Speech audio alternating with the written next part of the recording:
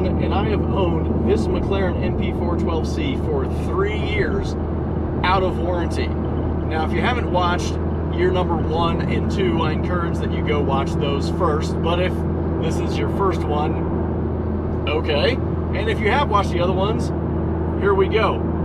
The last video I started with just under 32,000 miles. This one, I've got just under 39,000 miles. I put 7,000 miles on this car in that year. Now, I normally would have driven it probably quite a bit more, but there haven't been car shows, there haven't been as much racing, that kind of thing. I didn't go on any really long trips except for to West Virginia. So I only did 7,000 miles this year. Now, that's a little bit miraculous because I didn't have the car for 3 of those months. 2 of those months were a result of hitting a deer at the very beginning of July. So not long after I did this video, I hit a deer doing 60 miles an hour, and I didn't have the car for 2 of those months while it was being repaired. I probably should have done the repair myself, would have done a better job, a faster job, more on that later.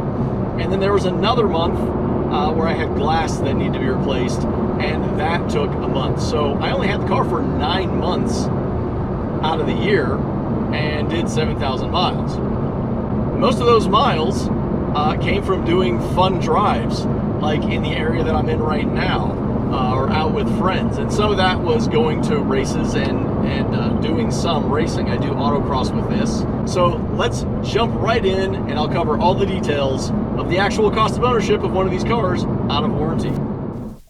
Now, this was the most expensive year of ownership for various reasons, but the biggest thing was not maintenance, not repairs, but unfortunate circumstances. See, you might notice these fenders are new.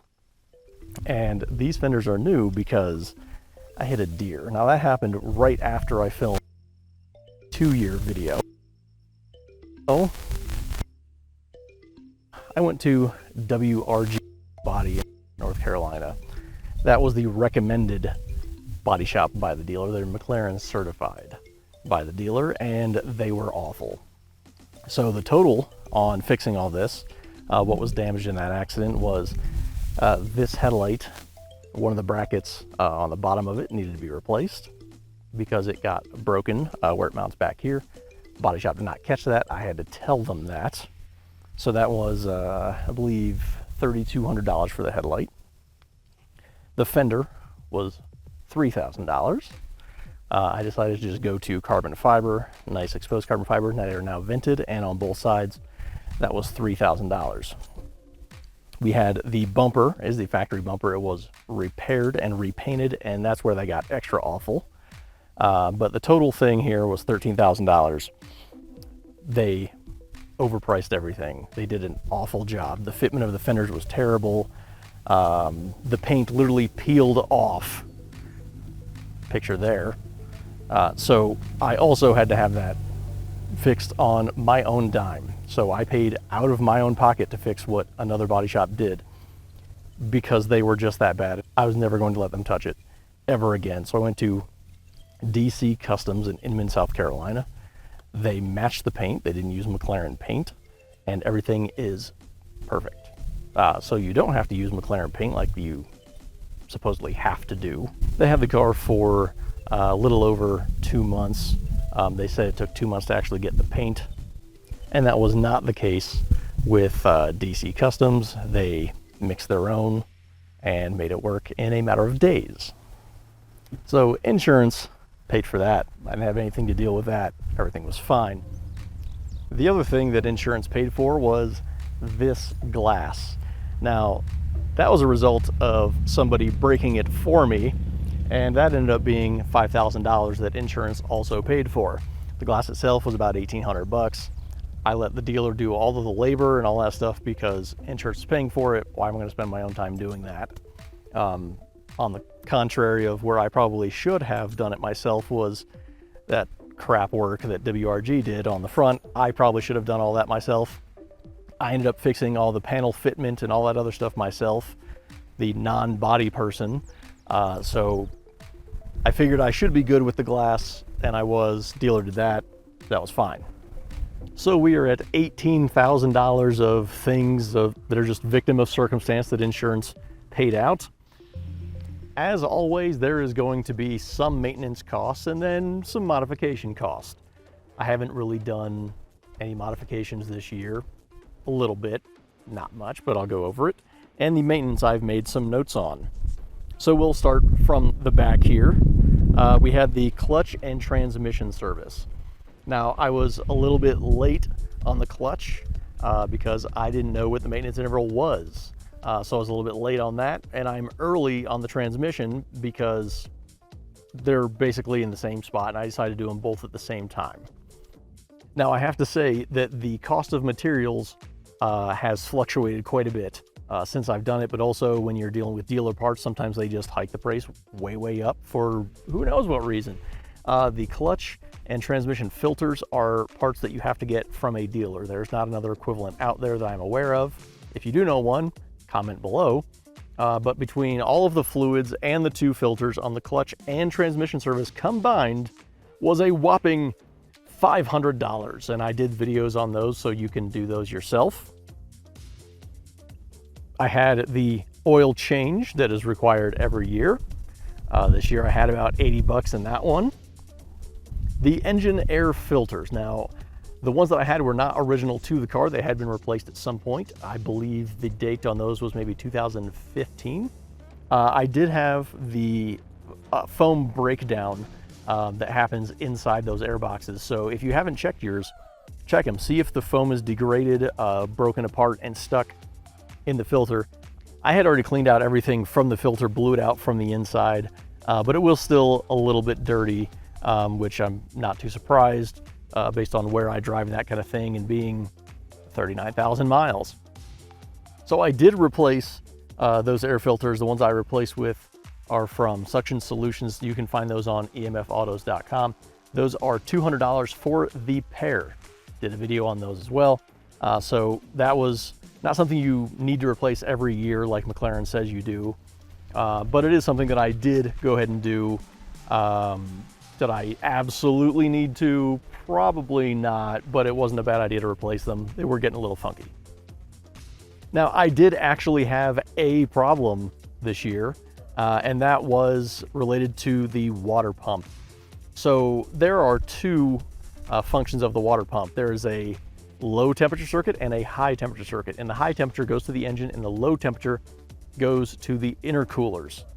Seems kind of weird, it's all on one pump, but that's how it works. Well, as it turns out, you can have a seal leak between those two parts. So I did. The reason I found that this was just barely happening is I could drive for 20, 30, 60 minutes with it being pretty hot outside, over 80, 85 degrees. And then if I went to go do launch control, I would get a clutch temperature warning or fault. It would either warn me about the temperature or to completely cut power and say, your clutch is too hot. Now, if it is definitely bad, you could be on the track, on the street, whatever, driving down the road, and you'll get that warning. At that point, you've got a massive leak between those two sides. That was not the case here. I just noticed it seemed to lose a little bit of power after you've been driving for a few hours, and most notably, the launch control. I use launch control a lot. One time I was asked, and I think it came up with around maybe 50 to 60 times a year. I use launch control a lot. And then that was the first time I'd actually had an issue where it gave me any type of warning or anything like that. Got to digging, found that's what it is. Clutch temperature was actually high because the engine coolant was bleeding over into that side, so it wasn't cooling as well. Those coolers, by the way, are in the front. That's what those radiators are in the front, to cool the low temperature side of the coolant that goes to the clutch and transmission. Now, part of my cooling solution wasn't just the water pump, it was also the coolant reservoir, and that's part of the track pack. So under this carbon fiber piece is the actual reservoir, and there's one big difference with this one over another one. It's the same capacity and all that kind of thing, but there's a hose on the bottom side that is a larger diameter, and that helps with cavitation.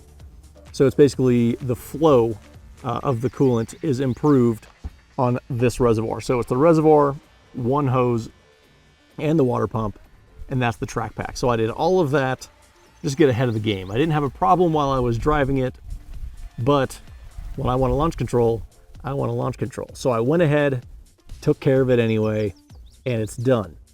Now that leads to the other issue that I haven't quite addressed yet. As you might notice, I don't have my engine panels here on either side. Those are carbon fiber, and the carbon fiber ones have this little issue where down here by the exhaust where it dips down, they start to yellow and bubble.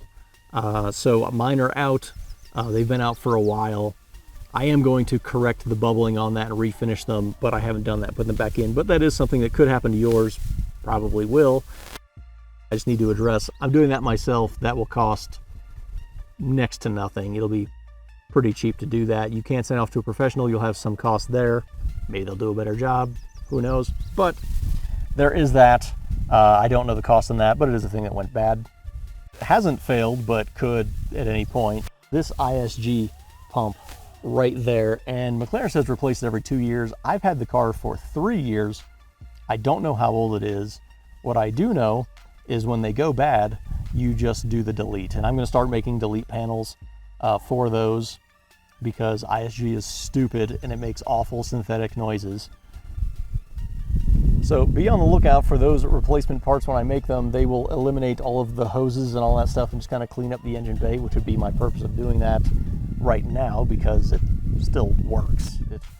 Now, I highly recommend using a paint protective film or PPF. And the reason being is it can save a lot of damage to paint, but it also keeps damage from acid from bugs and that kind of thing. Won't damage the paint. Seems to keep it cleaner, a little bit easier, but also for debris in the road and that kind of thing that would scratch or mar the paint. Will not prevent dents, but any of that kind of thing. And I had to replace this panel on the PPF because I had something get kicked up and hit right in here and just took a big chunk out of the side of it.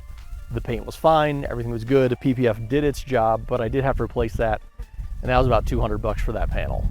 One modification I did do is I put wheel spacers front and rear. These are 15 millimeters, so they bring the wheel out 15 millimeters this way, and that brings it a little bit closer to the edge, improves the look of it a little bit where they don't look tucked in so far without having to get new wheels, but also it makes the track wider. So it does actually handle a little bit better. Steer and feel is a little bit sharper, and I think my autocross times have actually gotten a little bit better with that. So there is some performance gain to it. You're not going to notice a huge drastic difference, but you should see some difference. But then the appearance is the biggest thing that people usually get the spacers for. I picked up a used set from another McLaren owner that happened to change wheels, so he bought a different offset. He had the spacers still. I picked those up from for 150 bucks. And while we're back here, these rear tires have been on this car for I think about 16,000 miles, and they're getting to the point they will need replaced soon. I already purchased replacements, but I haven't put them on. I thought there might be a tire shortage at some point. I wasn't wrong. So technically replacing these tires will be on the year 4 video because they haven't actually been replaced yet, but it's coming.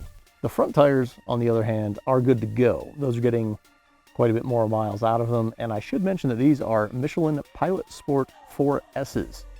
They're way better than all of the street Pirelli options. Obviously, if you were comparing a track tire to a normal street tire, you would have a different performance result, but a lot of those track tires you can't use in wet at all anyway. So these are an outstanding performer. Mileage-wise, I got about 6,000 miles out of the P0s. I'm at 16,000 or so on these, with a lot left in the front, a little bit left in the back. So I'm going to say you can probably get 18, maybe even 20,000 miles out of a set of these versus 6,000 on the Pirellis. Way better deal, better performing tire. You should definitely do these instead. Now, in regards to the suspension accumulators that I know you're just wondering about, these have never been replaced. And they're not as smooth as fresh ones, but they're still not bad. Now, I may go ahead and replace them in the next year just to improve the performance, make it a little bit smoother anyway, but they're really not bad. I have no immediate need to replace them. I'm not worried about it at this point. Those can get expensive, but it still rides very smooth, particularly in normal. If you don't have any difference between normal and sport, you probably need to replace them. But you can actually still tell the difference between normal and sport in this, so they're going to be good to go for a while longer anyway. And that leaves us with the underbody strakes in the front. There are veins that are right down there on both sides of the front, or some in the rear as well. The front tend to get broken quite a bit. I do make replacements for those by hand, and those are on emfautos.com. I did break the set that was on there for 2 years.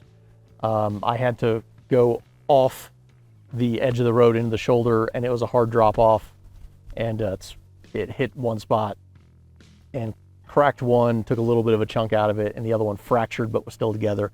So I went ahead and replaced those. Those are $200 if you want to price them on the website, but I made them myself, so that doesn't really hit the cost figure for me.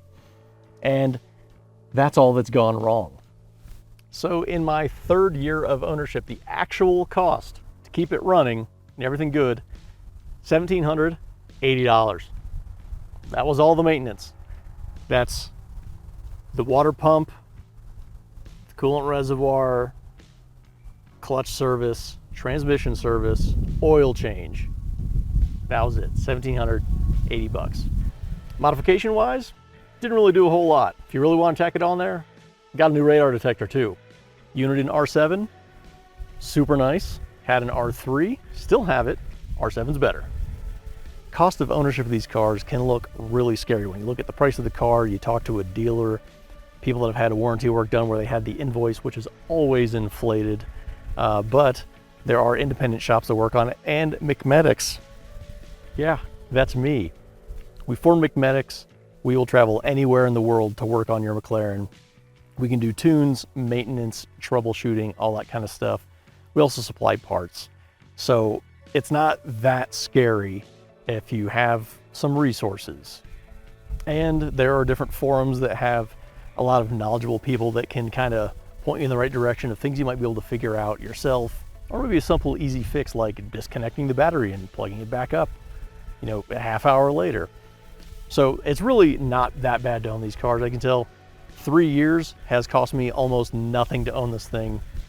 Now, a lot of people say that you should get the warranty, and I did a video pointing out a lot of things about it, but these, you will not be able to get the actual McLaren warranty for much longer. They are discontinuing it on the older models. And up until now, that warranty has cost $7,000 a year.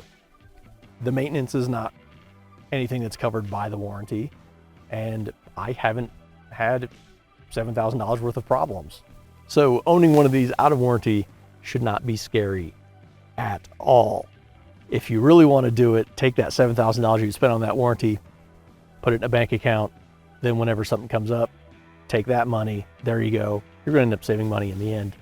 I hope you found this video both entertaining, insightful, informative, any of those things. And if you did, give it a thumbs up. If you have any comments about this video or other questions about maintenance I've done in the past, make sure you comment below, and make sure you check out the 1st and 2nd year videos that I've also done just like this on the same car.